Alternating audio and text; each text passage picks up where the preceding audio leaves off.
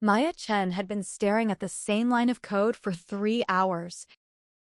Her eyes were burning. Her neck felt like it was locked in place. She blinked, and the numbers on her screen blurred into a soft gray wave.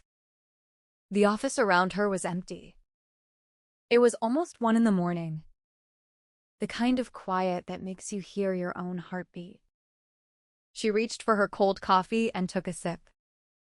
It tasted like regret. But she didn't stop. The client report had to be ready by 8.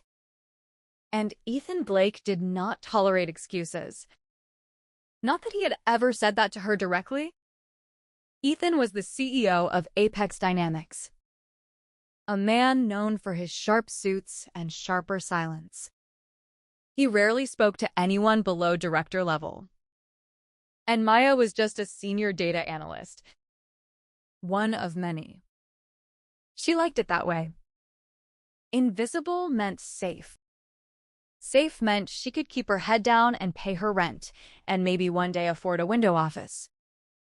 But tonight, her body was sending signals she chose to ignore. Her hands trembled above the keyboard.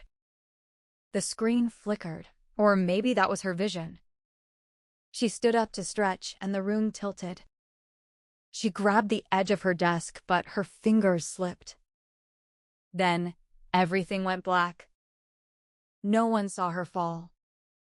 The carpet swallowed the sound of her body hitting the floor. Her laptop clattered shut. A stack of printed spreadsheets scattered like leaves. And she lay there alone in the fluorescent glow of a dead office. Except not completely alone. Ethan Blake was still in his corner office. He had been there since 7 in the morning. Sleep had become a foreign concept.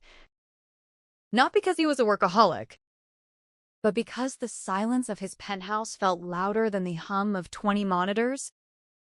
He was reviewing quarterly projections when something made him look up. He didn't hear a thud. He felt it. A small shift in the universe that pulled his gaze toward the glass wall, separating him from the cubicles. He stood slowly. Then faster. His loafers made no sound on the carpet as he walked past rows of empty desks. And then he saw her. Maya was crumpled between 2 workstations. Her dark hair fanned out across the gray carpet. One shoe had come off. Her face was pale. Her lips barely parted. She looked like a broken doll. Ethan dropped to his knees beside her. His heart, which he had trained to stay steady through boardroom wars and hostile takeovers, was now slamming against his ribs. "Hey," he said, his voice rough. "Hey, Maya, look at me." She didn't move. He pressed 2 fingers to her neck. A pulse. Faint, but there. He exhaled a breath he didn't know he was holding. Then he shook her shoulder gently. "Come on. Open your eyes." Her eyelids fluttered. For a second, she looked at him without recognition. Then her lips moved. "Ethan." It was barely a whisper. But it was his first name. Not Mr. Blake. Not Sir. Just Ethan. And something cracked inside him. "I'm here," he said quickly. "You're okay. I've got you." Her eyes rolled back and she went limp again. He didn't panic. He couldn't. He pulled out his phone and dialed 911 with hands that were steady, only because he willed them to be. He stayed on the floor with her until the paramedics arrived. And when they lifted her onto the stretcher, he rode in the ambulance without asking anyone for permission. 3 days earlier, Maya had been at her desk at 7 p.m. The same desk, the same screen, the same endless report. But that night, she had felt a strange kind of peace. She liked the office after hours. No chatter. No meetings. Just her and the data. She was good at her job. Better than most. But she never bragged. She never asked for recognition. She just worked. What she didn't know was that Ethan had been watching her for weeks. Not in a creepy way, he told himself, but in a way he couldn't explain.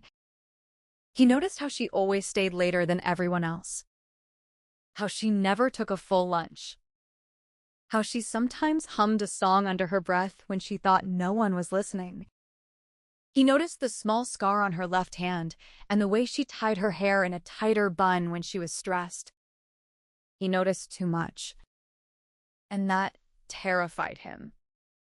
Ethan Blake had not allowed himself to feel anything for a long time. His wife left him 2 years ago. She said he was a ghost in his own marriage.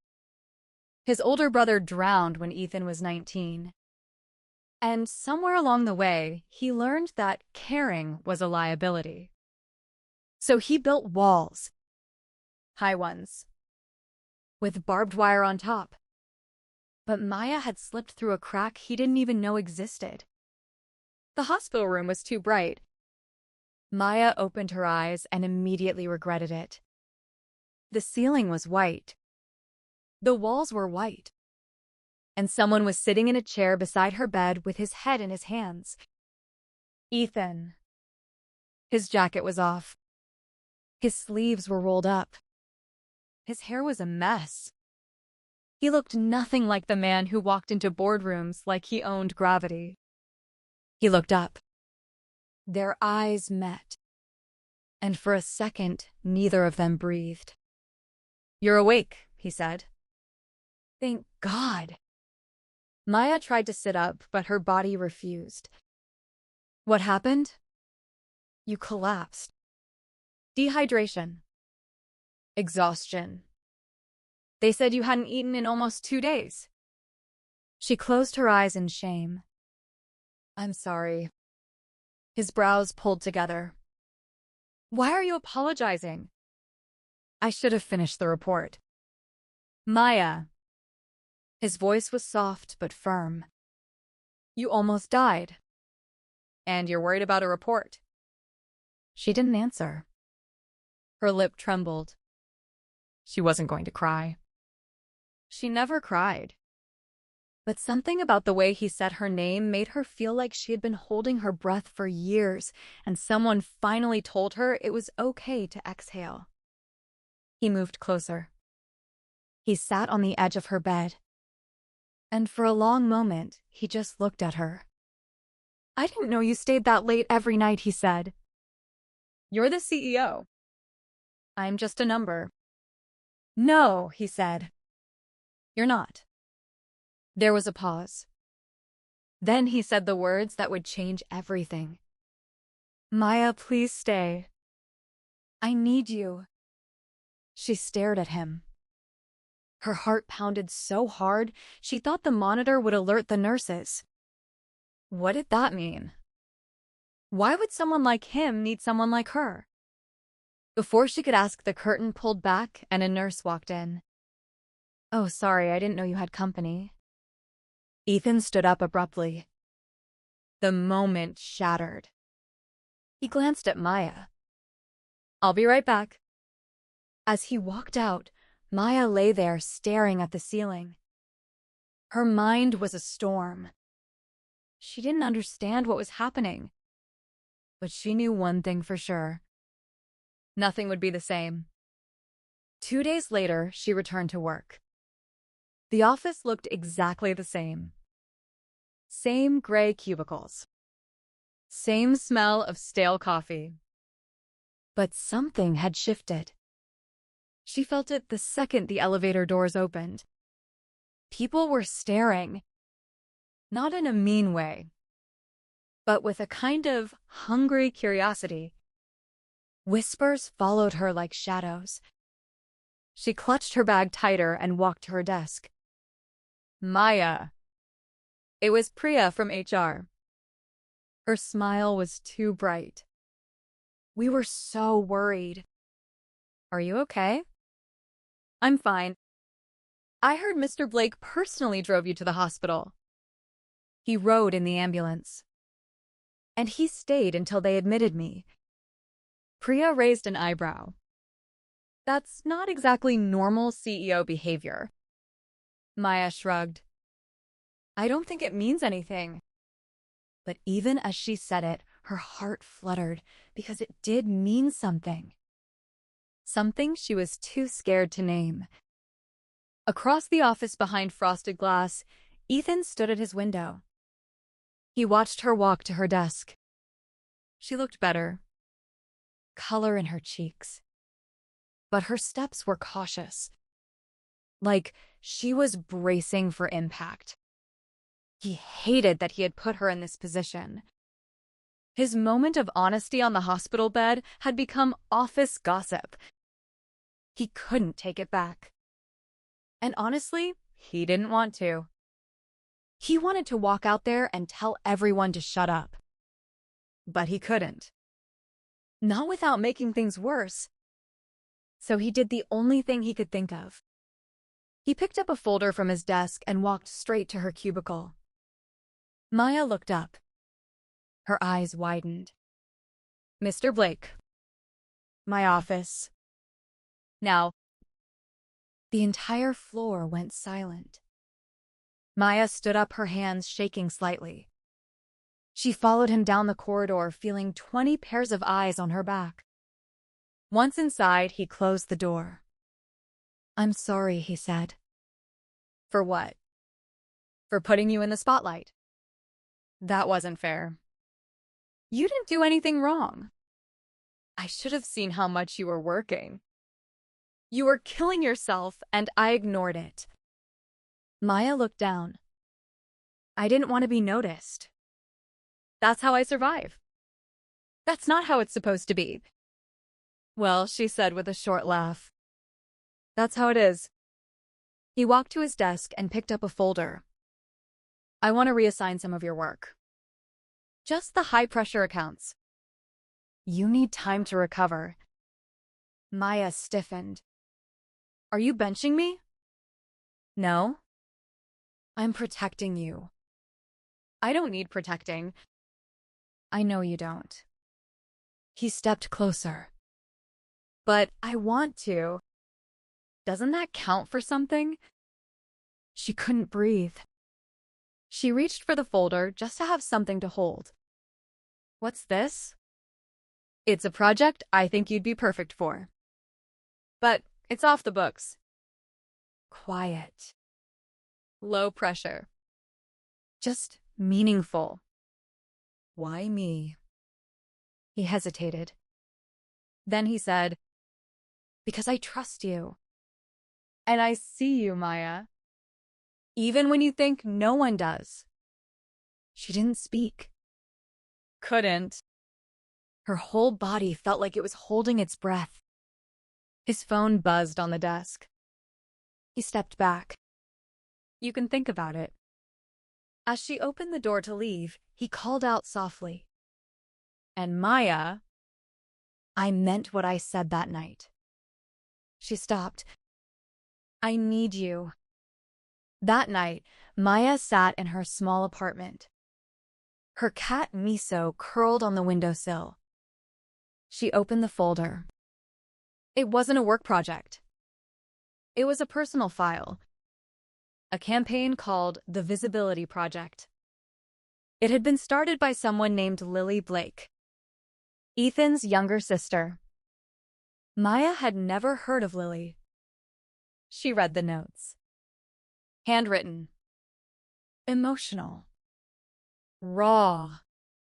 Lily had been a graphic designer. She had been working on a campaign about invisible women. Women in offices. In factories. In hospitals. Women who did the work but never got the credit.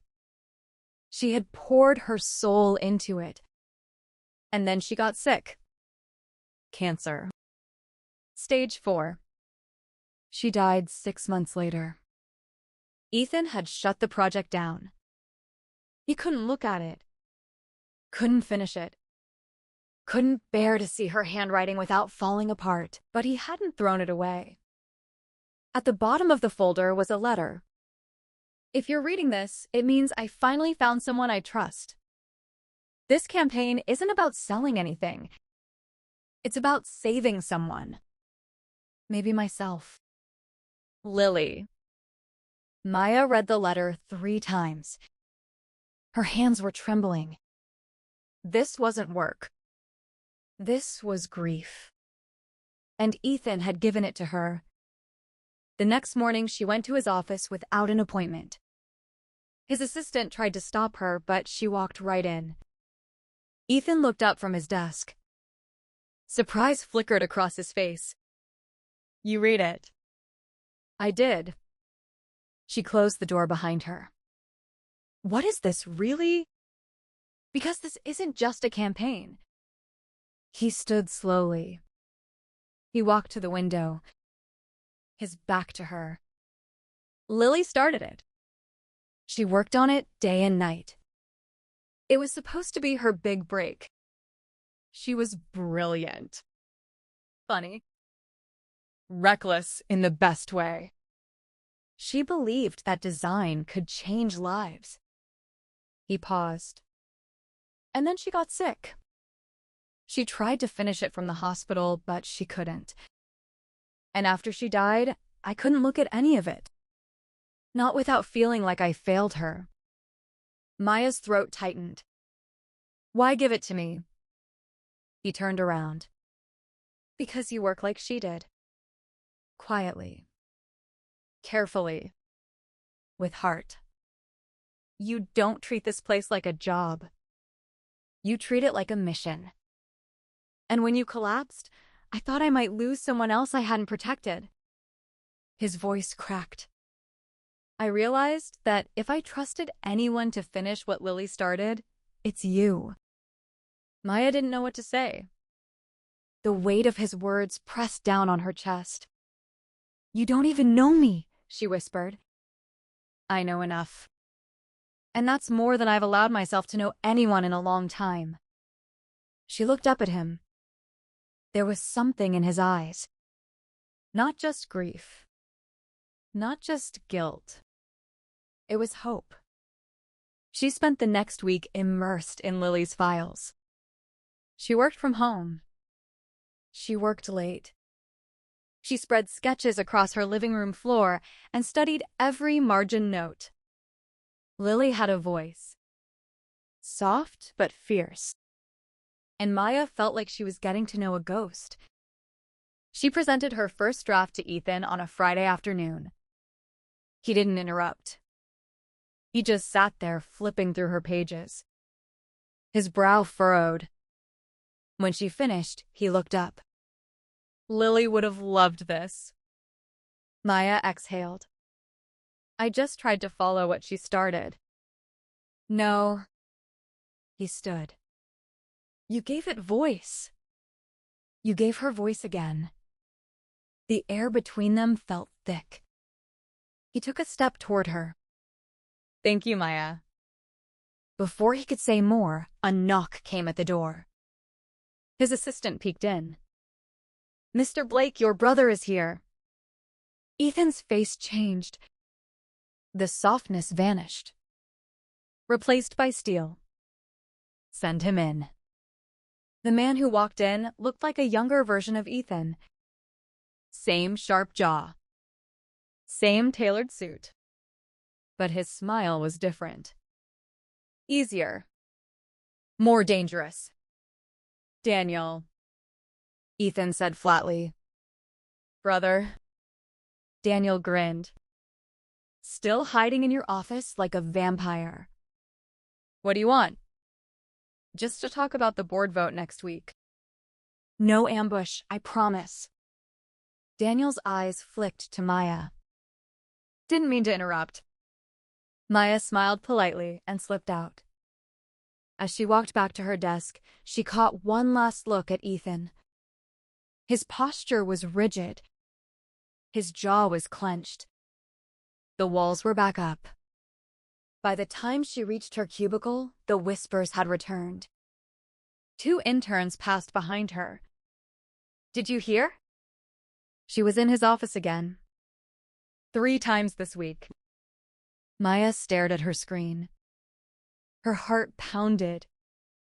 She tried to focus on the campaign, but something gnawed at her. Not shame.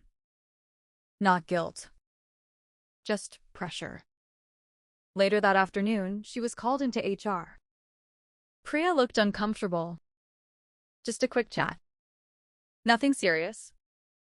People have noticed the time you're spending with Mr. Blake. And while no one's accusing you of anything, we need to be proactive about boundaries. Maya stared at her. Are you asking if I'm sleeping with him? No, of course not. But perception matters. The campaign was his sister's.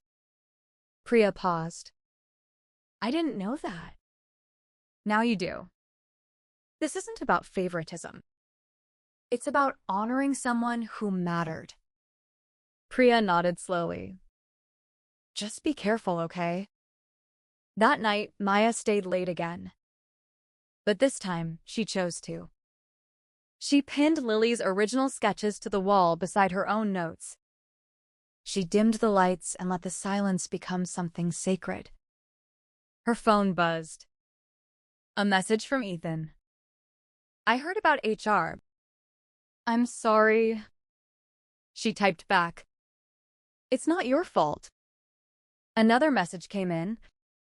Still working. Yes. Come to the roof. You need air.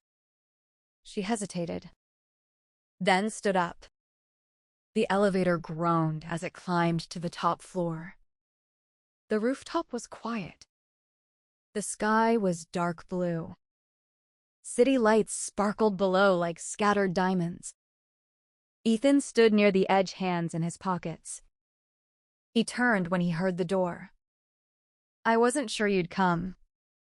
Neither was I. He smiled softly. Come here. She walked to where he stood. The wind caught her hair and brushed it across her cheek. He reached out almost without thinking and tucked it behind her ear. She froze. His hand lingered a second too long before he pulled away. I come up here when it gets too loud, he said. Down there, I'm someone else. But here I can breathe. Maya looked out at the skyline. Why me, Ethan? What do you mean? You could have picked anyone to work on Lily's campaign. Why me? He looked at her. Because you remind me of her. Not the way you look, but your heart. The way you care too much and try to hide it. The way you don't fight for the spotlight, but you still shine through it. She didn't speak. He exhaled. She used to say that being invisible was a superpower, because it let you see things other people missed. Maya finally looked at him. You miss her every day. Every day. He turned to face her. I've tried so hard to be what people expect. Strong. In control. Untouchable. But lately... He stopped. Lately? He looked at her, and this time, he didn't look away. Lately, I keep seeing you in every room. Every moment. And I don't want to pretend anymore. She blinked, not trusting what she heard. He stepped closer. Close enough that she could hear his breath. See the tiredness under his eyes. I know this isn't what you came here for. I know I'm not supposed to say things like this. But when I thought you might not wake up that night, I realized something. He paused. I don't want a world where you're not in it. Maya's eyes stung. You don't even really know me. He smiled. Not with his mouth, but with something behind his eyes. I'm learning. Her phone buzzed in her pocket. She ignored it at first. Then it buzzed again. She pulled it out. A message from Daniel Blake. He's just using you to fix his past. Don't let him. Her blood went cold. Ethan saw her face change. What is it? Nothing. Just noise. But her voice betrayed her. Maya, what did he say? She shook her head. It doesn't matter. It does to me. She looked at him. Then she turned toward the door. I should go. Maya. She stopped, but didn't turn around. Don't let this become another thing you shut down. Ethan. Then she disappeared behind the door. She didn't sleep that night. She lay in bed staring at the ceiling. Miso purred beside her, but even that couldn't quiet her thoughts. What was she doing? What were they doing? Ethan Blake wasn't just her boss. He was the face of the company. The man everyone feared. And she had seen pieces of him that no one else had. And she liked him.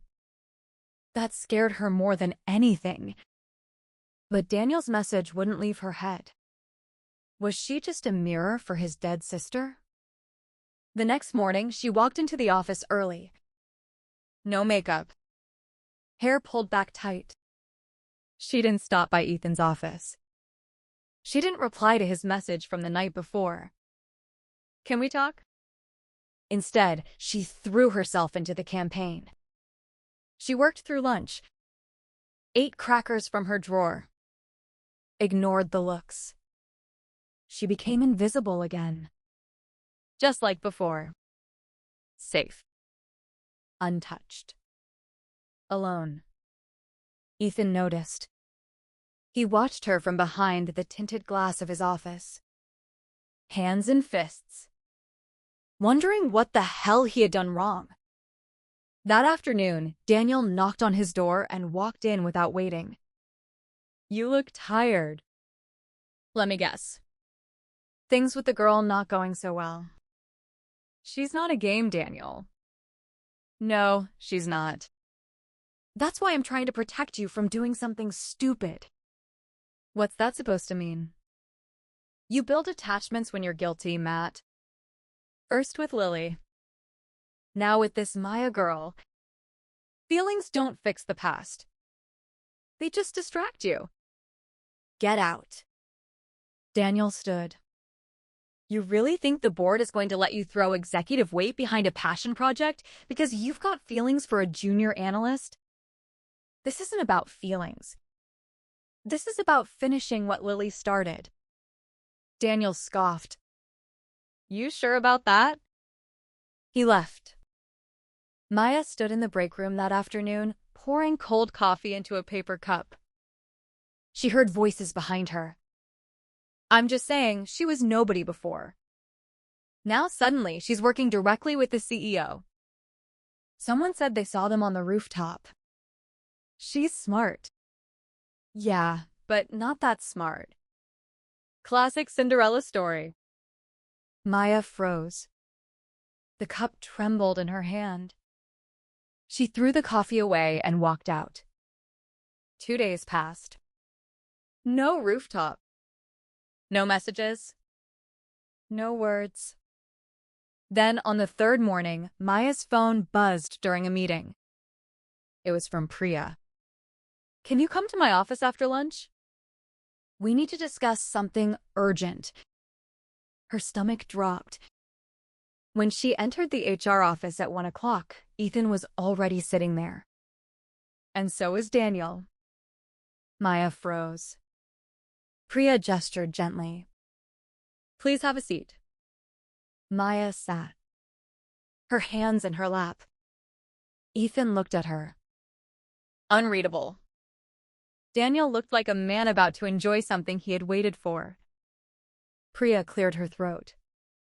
We've been asked to formally review the use of executive authority over personal assignments, especially concerning the visibility project. Maya blinked. Wait, what? Daniel folded his arms. We're concerned about the objectivity of the selection process. Given your personal involvement with Mr. Blake? Maya's face burned. There is no personal involvement. But Ethan didn't speak. He didn't defend her. He just stared at the table. Maya stood in the hallway outside HR, staring at the wall. Inside, everything was chaos, not the loud kind. Not the angry kind. But the quiet kind that presses hard behind your ribs until your heart has no room to beat. Ethan hadn't defended her. Not a word. Daniel had controlled the room. Manipulated the tone. Twisted everything into something ugly. She didn't go back to her desk. She walked out of the building. Didn't even grab her coat. The city air hit her hard. Hot. Dry. Full of noise and indifference. She walked without direction. Somewhere on Fifth Avenue, she stopped. Sat down on a public bench. The Visibility Project folder still in her hand. Her phone buzzed. Ethan. Maya, please can we talk? She stared at the screen. Then turned the phone over on her lap. Ethan sat alone in his office. His hands pressed against his face. He should have spoken up. Should have stopped Daniel. Should have said the truth. That Maya wasn't just some employee he noticed. She was the only one who made him feel human again. But sitting in that HR room surrounded by policy and scrutiny, he had hesitated. Afraid his words would make things worse for her. And in trying to protect her, he had failed her again. His phone lit up. No response. Maya didn't go home that night. She went to an old cafe 2 blocks from her apartment. The one with soft music and wooden chairs. She hadn't been there in years. She ordered tea and sat by the window. And she started writing.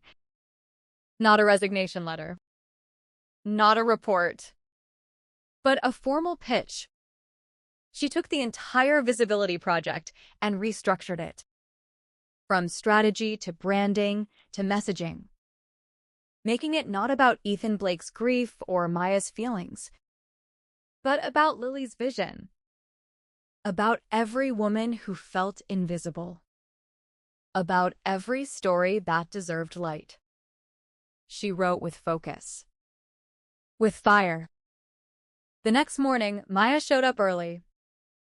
Hair tied. Face calm. She walked into Ethan's office without knocking. He looked up. Startled. Hopeful. Then immediately tense. I'm not here to talk about us, she said, placing the new folder on his desk. I'm here to talk about her. He blinked. Lily. He slowly opened the folder. His breath caught. This is a campaign that deserves to be seen, Maya said. You wanted me to finish what she started. I did. But not under a shadow. Not with everyone assuming I got here by being someone's secret. Ethan stood. Maya, you didn't defend me. Her voice was even, but her eyes burned. You sat there and let them talk like I was something you found on the side of the road. I was trying to protect you. You don't protect someone by making them feel small. He stepped toward her. I know I hurt you. I panicked. I thought saying less would make it easier.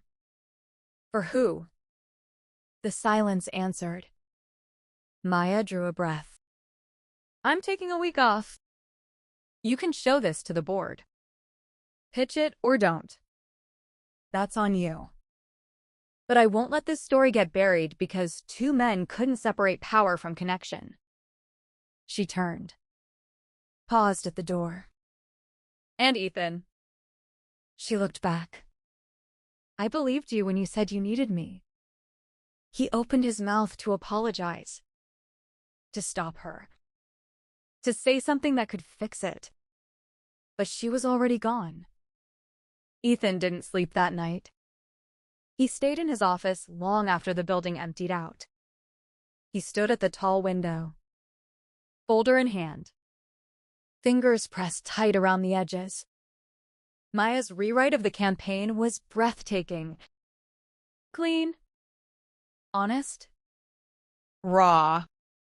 Every slide, every caption, every image felt like Lily, but filtered through Maya's quiet strength. He read it 3 times. Then again. The next morning, the board meeting started at 9 sharp. Ethan walked in 5 minutes early. Folder under his arm. Expression unreadable. Daniel was already seated, leaning back in his chair. "Sure, you want to do this?" he said under his breath. "It's not too late to pull out." Ethan looked at him calmly. "You should sit up. You're about to witness something rare." Daniel smirked. "Which is?" "A man admitting he was wrong." The room fell silent as Ethan placed Maya's campaign in front of each executive. He didn't start with a long introduction. He just spoke. "This project was originally created by Lily Blake, my sister. Some of you remember her. Some never got the chance. She started this campaign while fighting for her life. She believed it could matter. I was too scared to believe that with her. And after she died, I buried it." He paused. But someone brought it back to life.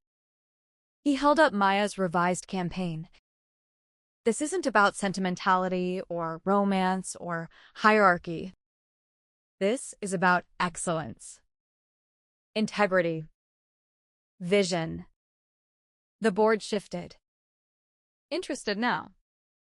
If you read this and still think it's unworthy of our brand, I'll resign today. No PR spin. No damage control." A few executives exchanged looks. Daniel sat up straighter. One of the women on the board, Grace, opened the folder. "Who wrote this version?" Ethan didn't hesitate. "Maya Chen." Another pause. Then Grace smiled slightly. "Let's read." An hour later, Ethan walked out of the boardroom alone. Daniel stayed behind. Didn't follow. Didn't smile this time. Maya was standing in line at a grocery store when her phone buzzed. She almost didn't check it. But then she saw the sender. "Grace Renner, senior board member. Your campaign was presented today." It moved the entire room. "Just thought you should know. You've made your mark." Maya's mouth parted in disbelief. Then a second message came in from Ethan. "Thank you for not giving up on her. Or on what mattered." She stared at the screen. Her fingers hovered over the reply. She typed something. Deleted it. Typed again. What now? No reply came. At least not right away. That night, Maya found an envelope slipped under her apartment door. Her name handwritten. No return address. She opened it carefully. Inside was a single sheet of thick paper. And a plane ticket to Portland, Maine for the next morning. Her heart skipped. Folded inside the paper was a handwritten note. "There's a place Lily loved. She used to sketch campaigns on the porch with tea and no Wi-Fi. I haven't been back there since she passed. I want to finish this there with you. No boardrooms. No titles. Just us and her story. But only if you want to. No name signed." But she didn't need one. She read the note twice, then looked at the ticket again. She packed that night in silence. Miso meowed from the bed as Maya zipped up her bag. "I don't know what this is," she whispered, petting her cat. "But I think I need to find out." The next morning, Maya stood at gate B12 with her boarding pass in hand. Ethan was already there. He looked different. Not like the CEO. Not like the man with guards around his eyes. He looked tired and hopeful. He stood when he saw her. "You came." Maya nodded. "You asked." He smiled. Really smiled. "I think this is where we stop pretending," he said. "About what?" "About everything." They stood in silence for a moment, then boarded the plane together. The cabin in Maine sat at the edge of a quiet hill, surrounded by tall trees and the soft hush of wind through the pines. Maya stepped out of the car first, suitcase in hand, shoes crunching against the gravel. The air was cooler here. Cleaner. Ethan followed behind her, hands in his coat pockets. "She used to sit right there," he said, pointing to the porch swing. "Even when it rained." Maya looked at it. Worn wood. Peeling paint. The kind of place a creative soul would find comfort. Ethan unlocked the door and pushed it open. Dust. Silence. The smell of pine and thyme. They stepped inside together. No grand declarations. No dramatic conversations. Just two people carrying pieces of grief and possibility in a house full of echoes.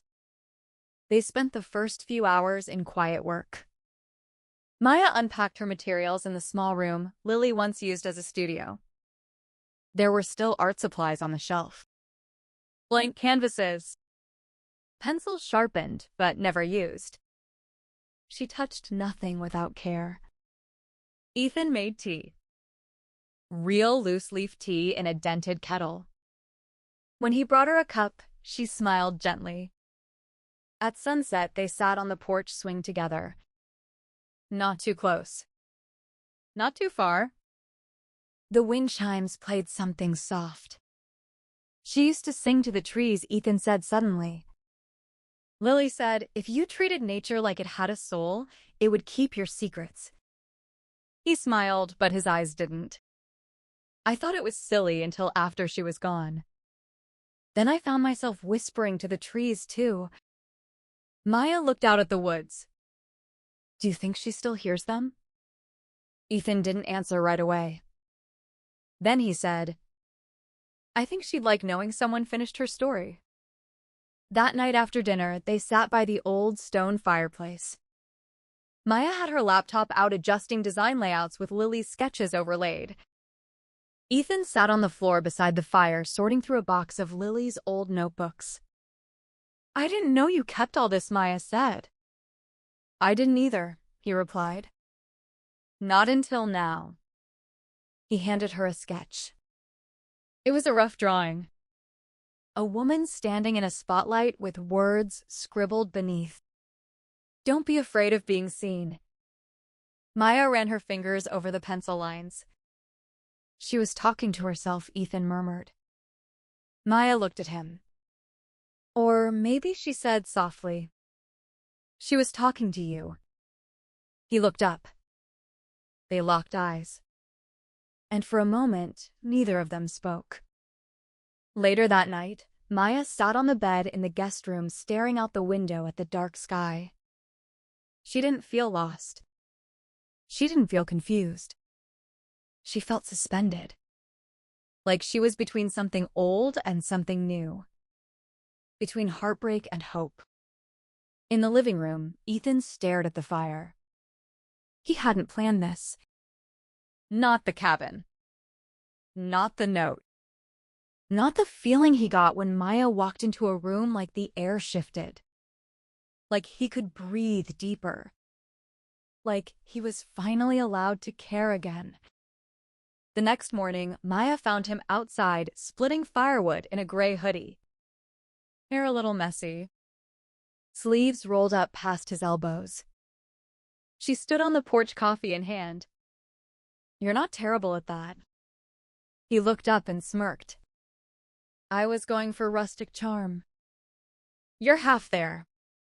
They smiled at each other. Not the polite kind. The real kind. Later that day, while reviewing the final campaign draft, Maya noticed something tucked into one of Lily's old folders. A sealed envelope.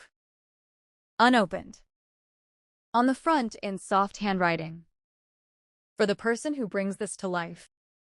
Maya's hands trembled. Ethan. He came to her side. Together they opened it.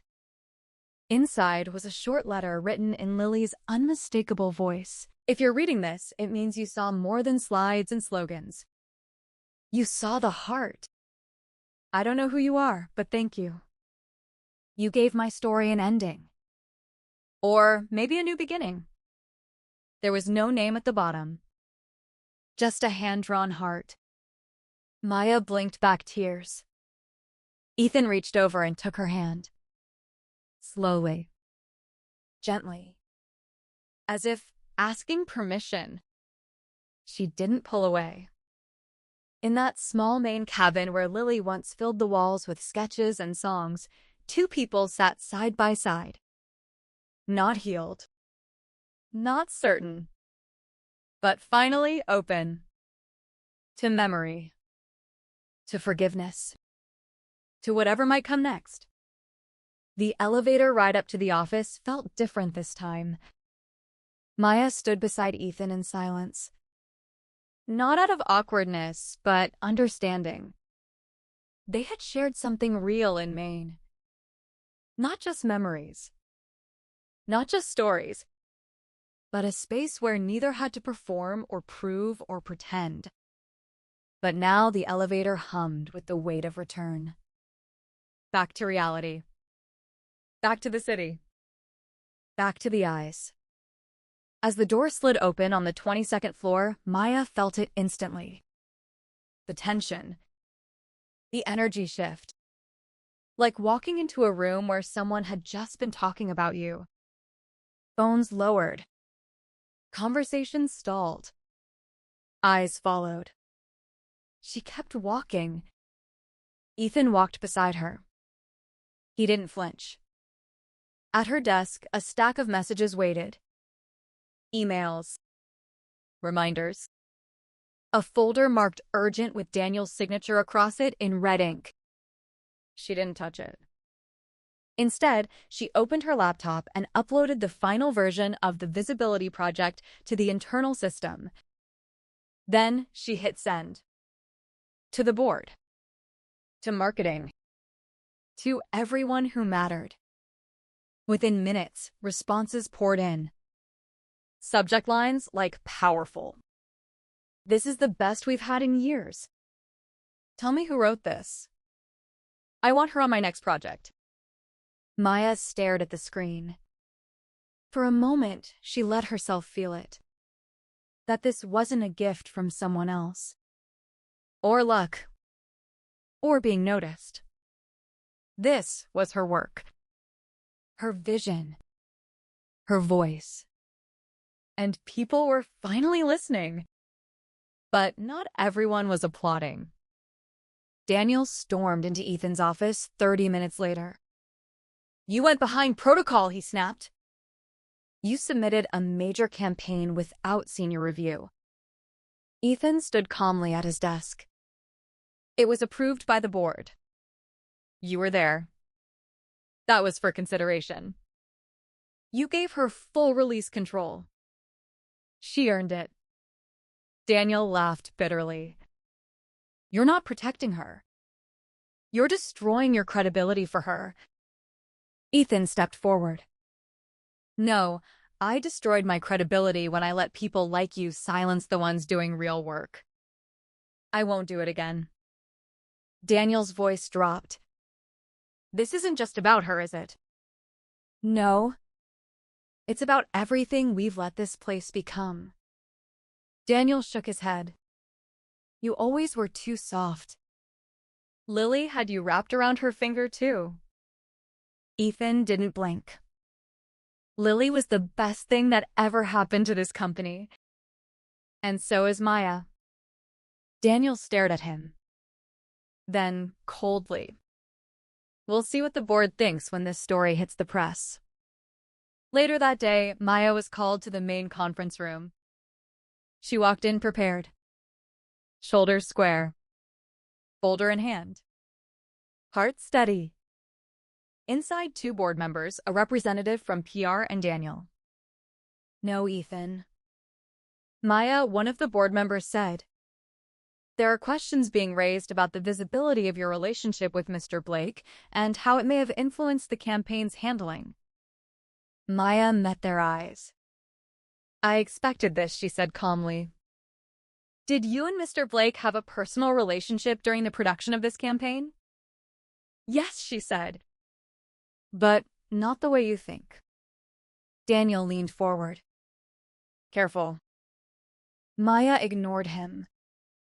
"I collapsed in this office from overwork. He didn't know my name before that. But after we saw each other, not in a romantic sense, in a human one." And now, one of the women asked gently. Maya took a breath. "Now we're connected because we both lost someone who saw us better than we saw ourselves." Silence. Then the PR rep asked, "And do you believe your work stands on its own?"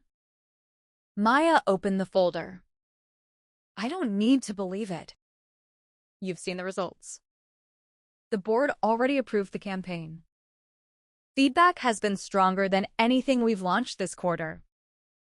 Daniel scoffed. "Emotional blackmail. That's all this is." Just then, the door opened. Ethan walked in. He didn't ask permission. Didn't apologize for being late. He walked straight to Maya's side. "Maya speaks for both of us," he said. Then he turned to Daniel. "And you're right about one thing. This is emotional because for the first time, we're not making decisions based on fear or reputation. We're making them based on people." Daniel looked ready to argue again, but the board member held up a hand. "I think we've heard enough," she said. Then she looked at Maya. "Congratulations. The campaign is being greenlit for full launch. You'll co-lead the team." Maya's eyes widened. "Co-lead. With me," Ethan added. "If you'll accept." The board member nodded. Maya turned slowly to Ethan. He nodded. This time she didn't hesitate. "I accept." When they stepped out of the room, Ethan stopped her in the hallway. "I'm sorry it had to be like this." Maya looked up at him. "I'm not." He raised an eyebrow. "I thought being invisible was safe," she said. "But turns out it was just lonely." He took a step closer. "I'm not afraid of being seen anymore," she whispered. He reached out, brushing her fingers with his. Then let them look. The launch day came quietly. No red carpet. No corporate fanfare. Just a soft email push. A quiet post. And a video. Exactly how Lily had imagined it. Maya stood in the corner of the creative floor watching the screen as the first ad played on loop. Women walking through city streets. Boardrooms. Hospitals. Construction sites. Heads held high. Real women. No filters. No scripts. Your worth was never meant to be whispered. You don't need to be loud to be powerful. It was Lily's voice in the narration, pulled from a demo she had recorded years ago. Someone cried in the back of the room quietly. Maya didn't know who it was. But for the first time in her career, she didn't feel alone. Ethan watched from the balcony above. Not as a CEO, just as someone proud of the woman who had taken his sister's ashes and built something whole. Later that day, Maya slipped away from the noise and walked up to the rooftop alone. The air was cool. The sky clear. The same swing still hung where it always did. Quiet. Swaying slightly in the breeze. She sat down watching the buildings stretch into the distance. How far she had come. How far Lily had brought them all.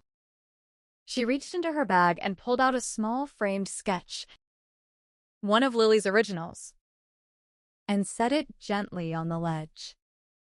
It showed a single word in bold hand-drawn lettering. Seen. Thought I'd find you here. Ethan's voice. She didn't turn right away. Just smiled. Still facing the horizon.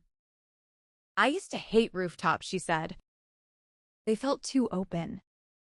Like, if I wasn't careful, the world might actually notice me. He sat beside her. And now I think maybe that's what I needed. They sat in silence for a moment. Wind moved through her hair. His shoulder brushed against hers. You changed me, Maya. She turned to him. No. You just let yourself be seen. They didn't need grand gestures. No sudden kiss. No dramatic declarations. Just hands finding each other quietly between them. Fingers interlaced. Steady and sure. It was enough. More than enough. Weeks later, the Visibility Project won a national award. But Maya didn't attend the gala. Instead, she visited Lily's gravesite alone. She left behind a printed photo from the launch day, tucked into a plastic sleeve to keep it from the rain. Your voice found its way through, she whispered. Thank you for choosing me. Back in the city, the office was no longer the place she tried to disappear in. People knew her name now. But not because of whispers or assumptions. Because of what she had built. What she had stood for. What she had finished. One afternoon, as she packed up her things for the day, Ethan leaned on her desk with a small smile. Dinner. She looked up. Work dinner or actual dinner? He tilted his head. What do you think? She smirked. You paying. He handed her her coat. Always. As they walked out together, someone from HR passed by. The same woman who once warned Maya to be careful. This time, she simply smiled at them and said, Great work this quarter. Funny how much things can change when you stop hiding. Downstairs, the city buzzed with life. Maya stepped into the evening air, hands still wrapped in Ethan's. And for the first time in a long time, she didn't feel like she was surviving. She felt like she was beginning.